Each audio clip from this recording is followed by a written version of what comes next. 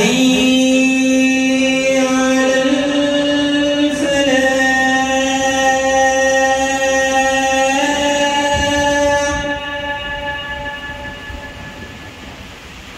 الله أكبر الله أكبر. لا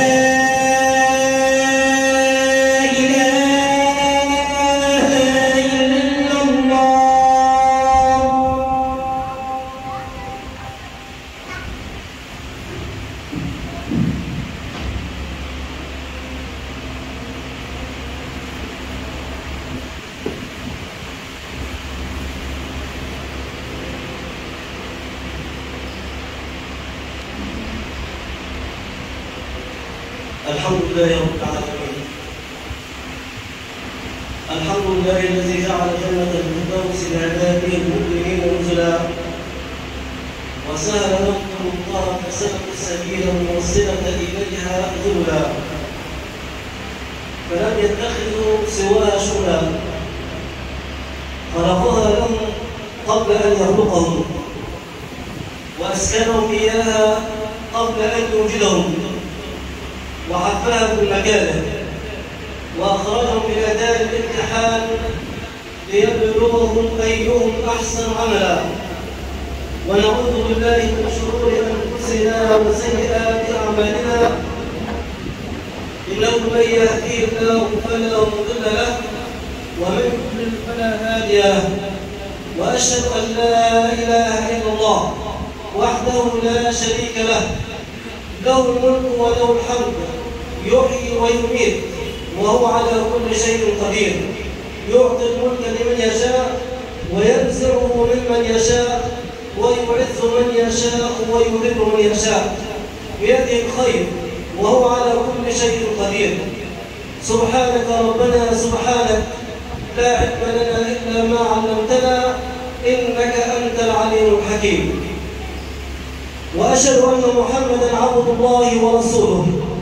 نشهد لك يا رسول الله أنك قد أديت الأمانة ونصحت لهذه الأمة، وأخرجتنا من الظلمات إلى النور بإذن ربك إلى صراط العزيز الحميد. وتركتنا على المحجة البيضاء ليلها كنهارها، لا يزيغ عنها إلا هالك، هالك في الدنيا وهالك في الآخرة، لأنه زاغ عن هدي النبي صلى الله عليه وسلم. فصلاة وسلاما عليك يا سيدي يا رسول الله، يا من أرسلك الله عز وجل رحمة للعالمين وقدوة للسالكين ومحجة على العباد أجمعين. أرسلك الله عز وجل بالإيمان مناديا، وإلى جنته داعيا، وفي مرضاته ساعيا، وللخليقة هاديا، وبالمعروف آمرا، وعن المنكر ناهيا.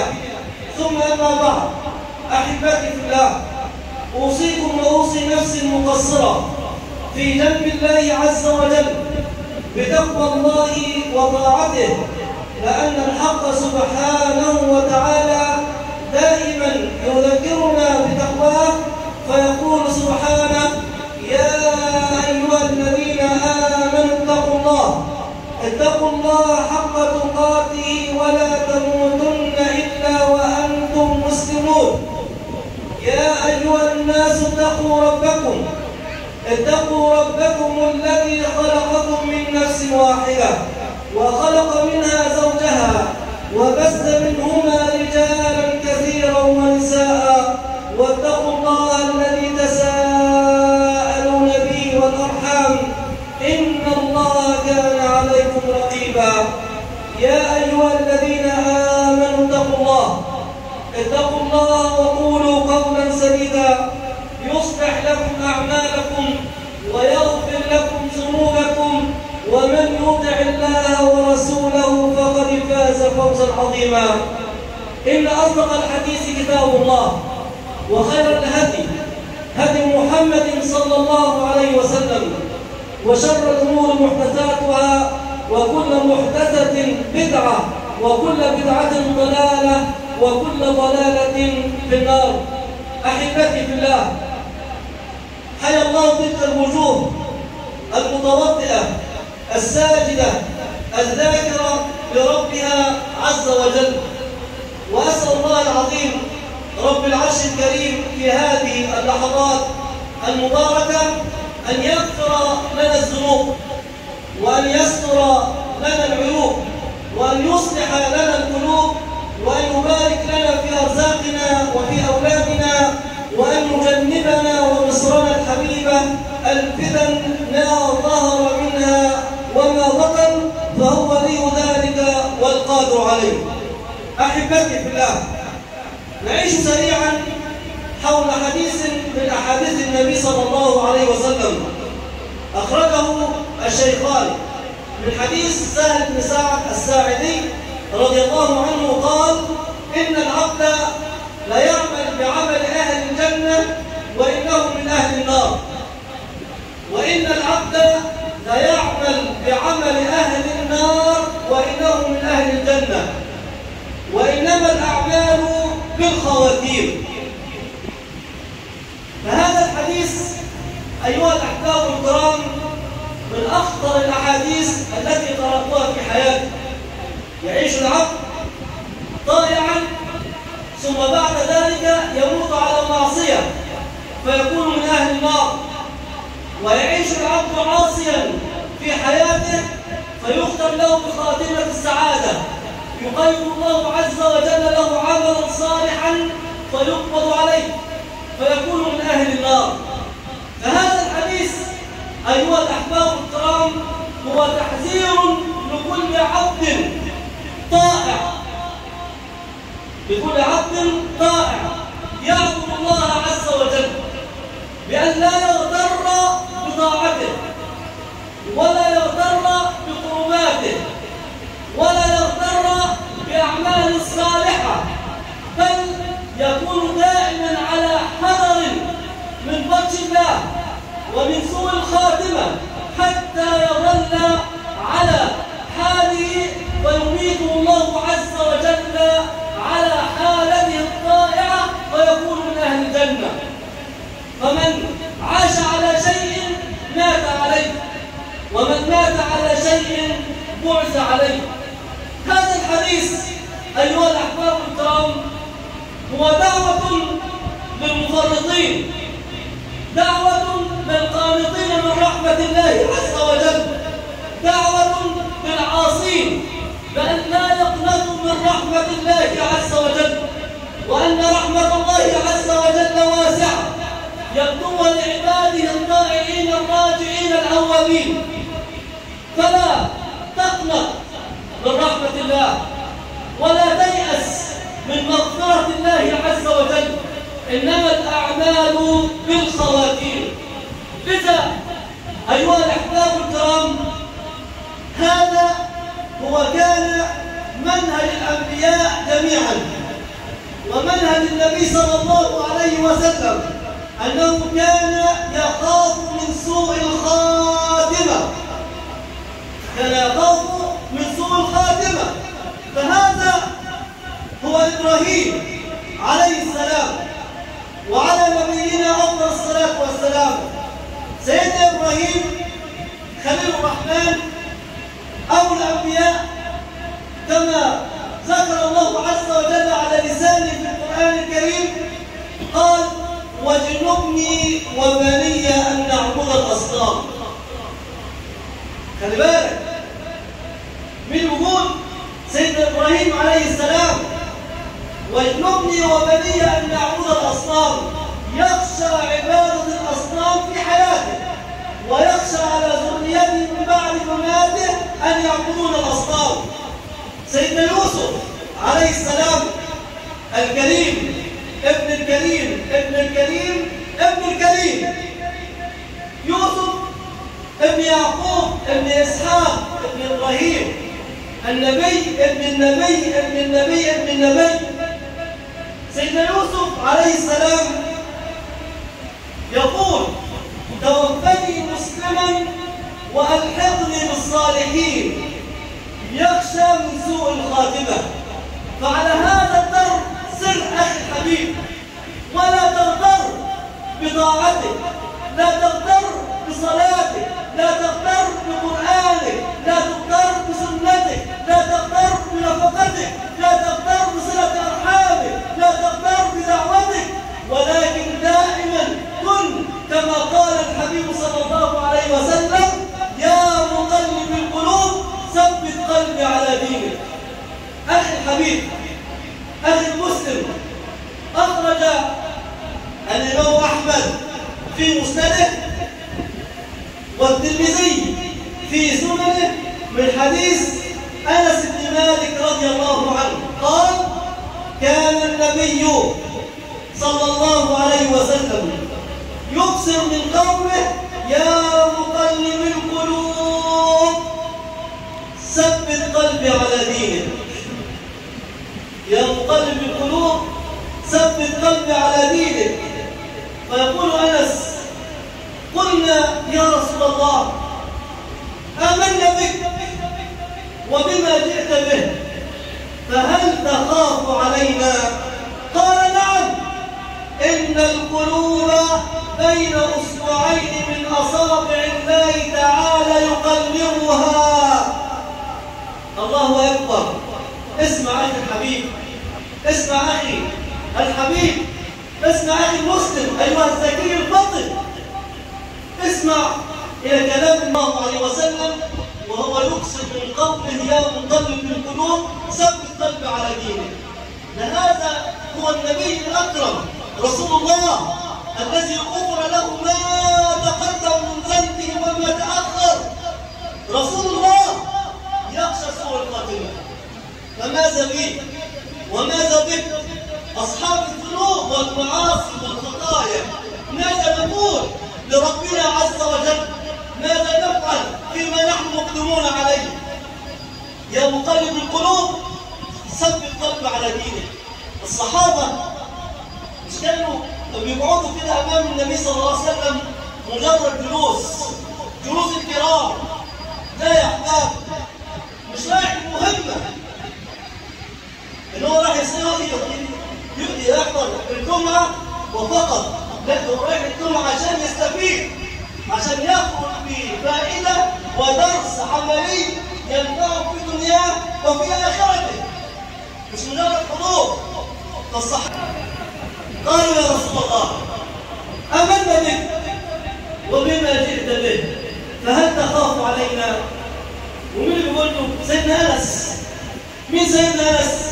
أنس بن مالك اللي خدم النبي صلى الله عليه وسلم 10 سنوات، اللي ذهب مع رسول الله صلى الله عليه وسلم، اللي الرسول صلى الله عليه وسلم دعا له بطول العمر والبركة والسعة في الرزق وفي الولد، فكان آخر الصحابة موتا، وكان من أكثر الصحابة ذرية وأموالا. سيدنا أنس بن مالك اللي خدم النبي صلى الله عليه وسلم يقول: يا رسول الله، وأنت خايف علينا برضه؟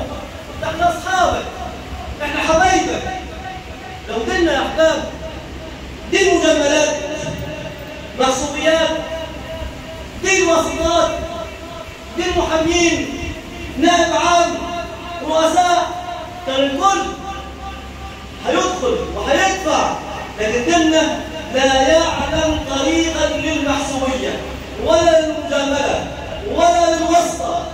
يا رسول الله آمنا بك، لأني أنس اللي خدمتك، اللي بخدمك بكل ما أملك، خايف علي يا رسول الله؟ خلي بالك الحبيب صلى الله عليه وسلم قال: نعم، إجابة قاطعة حتى تقتطع كل الألسنة التي تشير لهذا الدين بالميوعة أو لهذا الدين بالنخاع، ولكن هذا الدين هو دين صارم، دين متين، دين عظيم، لا يعلم طريقا للمجاملة أو الواسطة أو المال أو المحسوبية. نعم، إن القلوب بين إصبعين من أصابع الله تعالى يقلبها. الله أكبر. كما قال النبي صلى الله عليه وسلم: يصبح الرجل مؤمنا النهار الصبح صلاة الفجر جاء الأذكار، ويمسي كافرا يمسي كافرا ويصبح مؤمنا. فتن كقطع الليل المظلم. نسأل الله عز وجل أن يجنبنا الفتن ما ظهر منها وما بطن، وإن أراد بعباده فتنة أن يقبضنا إليه غير مفتونين ولا مبدلين ولا مغيرين. اللهم آمين يا رب العالمين. اسمع أخي الحبيب، الرسول صلى الله عليه وسلم لم يؤمن الصحابة، لم يعطهم صد المغفرة أو صد الجنة، ولكن قال نعم إن القلوب بين أصبعين من أصابع الله تعالى يقلبها. قال الله عز وجل أفأمنوا مكر الله. أنت يا أخي خايف من بطش ربك، من مكر الله عز وجل. أنت مش عندك عدل، مش عندك تفكير. خلي بالك، الله عز وجل هو القائل أفأمنوا مكر الله فلا يأمن مكر الله إلا القوم الخاسرون. وهذا ما دعا النبي صلى الله عليه وسلم أن يقول لفاطمة ابنته، اللي هو عنها فاطمة بضع مني فلست كبدي، فاطمة سيدة نساء أهل الجنة. ومع ذلك الحبيب صلى الله عليه وسلم لم يحضنها ويقول لها يا فاطمة تعالي، ده ابنتي حبيبتي، دع عنك الصوم والصلاة والعبادة والطاعة. ولكن حبيبنا صلى الله عليه وسلم يقول لفاطمة يا فاطمة اعملي فإني لا أغني عنك من الله شيئا. يا فاطمة اعملي فإني لا أغني عنك من الله شيئا. يا عباس يا عم رسول الله اعمل فإني لا أغني عنك من الله شيئا. يا بني عبد المناف يا بني هاشم اعملوا فإني لا أغني عنكم من الله شيئا. وصدق الله عز وجل هو القائل فإذا نفخ في الصور فلا أنساب بينهم يومئذ ولا يتساءلون.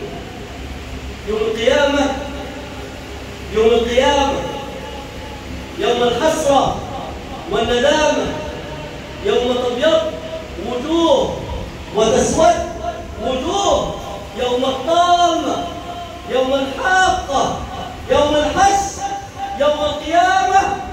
في هذا اليوم تتقطع الأنساب والصلات بين الناس، فلا أنساب بينهم يومئذ ولا يتساءلون. النسب في هذا اليوم هو عملك، هو طاعتك، هو قربك من الله عز وجل. فلما العناد؟ ولما محاربة هذا الدين؟ ولما محاربة سنة رسول الله صلى الله عليه وسلم؟ ولما الإعراض عن منهج الله وعن سنة رسول الله صلى الله عليه وسلم؟ في هذا اليوم فمن ثقلت موازينه فهو في عيشة راضية. اللي تثبت موازينه في عيشة راضية عند الله. ومن خفت موازينه فأولئك الذين خسروا أنفسهم وفي جهنم خالدون. أخي الحبيب، صدق الحبيب صلى الله عليه وسلم فهو القائل من أبطأ به عمله لم يسرع به نسبه. أي إنسان يتأخر بقلة طاعته وعبادته مع خالقه عز وجل لا ينتظر أن يمد أو يتقدم إليه النسب بأي حال من الأحوال حتى يكون الله عز وجل راضيا عنه يوم القيامة. من أبطأ به عمله لم يسرع به نسبه. فيا من تتفاخرون بالأنساب والعائلات والقبائل وهذه النعرات القومية الجاهلية التي ما أنزل الله عز وجل بها من سلطان، أقول لكم الله عز وجل يوم القيامة يقول اليوم أضع نسبكم وأرفع نسبي. أين المتقون؟ أين المتقون؟ اليوم أرفع نسبي وأضع نسبكم. فكونوا من عباد الله الأتقياء الأقفياء الأحفياء الأبرياء حتى تكونوا في ظل نسب الله عز وجل. أقول قولي هذا وأستغفر الله ولكم وأتوب إلى الله. الحمد لله رب العالمين، والعاقبة للمتقين، ولا عدوان إلا على الظالمين، وأشهد أن لا إله إلا الله وحده لا شريك له، وأشهد أن محمدًا عبده ورسوله. أحبتي في الله، أتحدث مع نفسي قبل أن أتحدث معكم. أتحدث مع نفسي حول حسن الخاتمة وسوء الخاتمة، فأسأل الله عز وجل أن يحسن خاتمتنا جميعا. فلك أن تعلم أخي الحبيب أننا كلنا زائلون وكلنا إلى الموت سائرون، لذا علينا أن نقدم لأنفسنا كما قال ربنا عز وجل: وقدموا لأنفسكم. واعلم أخي الحبيب أننا سنهاجر ونسافر إلى الله عز وجل كما خلقنا أول مرة. قال الله عز وجل: ولقد جئتمونا كما خلقناكم أول مرة وتركتم ما خولناكم وراء ظهوركم وما نرى معكم شفعاءكم الذين زعمتم أنهم فيكم شركاء لقد تقطع بينكم وضل عنكم ما كنتم تزعمون.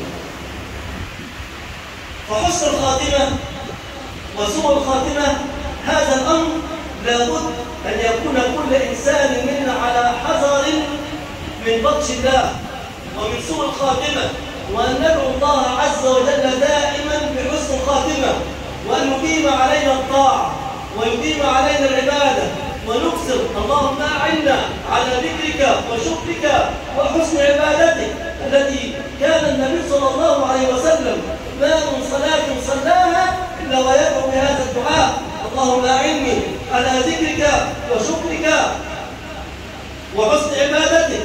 كان الحبيب صلى الله عليه وسلم يكثر من قوله: يا مقلب القلوب ثبت قلبي على دينك. كان الحبيب صلى الله عليه وسلم دائما يذكر فيقول: اللهم إني أسألك إيمانا دائما اللهم إني أسألك إيمانا دائما وقلبا خاشعا ودعاء مستجابا ولسانا ذاكرا وجسدا على البلاء الصابرة. كان دائما يقول: اللهم إني أسألك صحة في إيمان وإيمان في حسن خلق ونجاح يتبع الفلاح ورحمة منك وعافية ومغفرة منك ورضوانا. تلحظ أخي الحبيب أن النبي صلى الله عليه وسلم يوجه تلك الأمة الحبيبة دائما نحو العمل الحسن ونحو حسن الخاتمة ونحو القرب من الله عز وجل حتى يكتب لكل إنسان منا بخاتمة السعادة. أختم بهذه القصة التي وردت في كتاب التذكرة.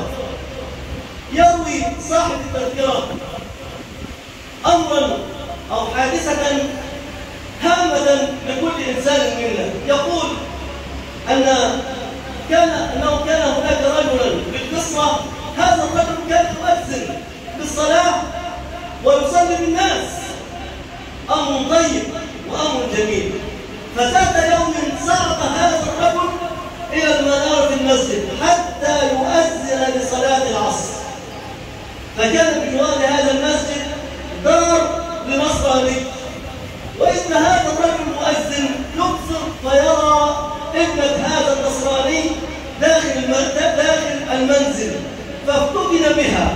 فبدلا من أن يصعد للأذان والنزول للصلاة بالناس، نزل والعياذ بالله ليراود تلك الفتاة الجميلة عن نفسها. فقالت البنت: لا، ما شأنك؟ تنزل ليه وجاي ليه؟ فقال لها هذا الرجل المؤذن: اسمع، لقد أخذت بمجامع قلبي ولب فؤادي أريدك. فقالت له: لا أجيبك لريبة، لأجيبك إلى ريبة. فقال لها: أتزوجك؟ فقالت: أبي لا يزوجني إياه، فأنت مسلم وأنا نصرانية. فقال لها: أتنصر. فقالت له: إن تنصرت تزوجته. فتنصر هذا الرجل.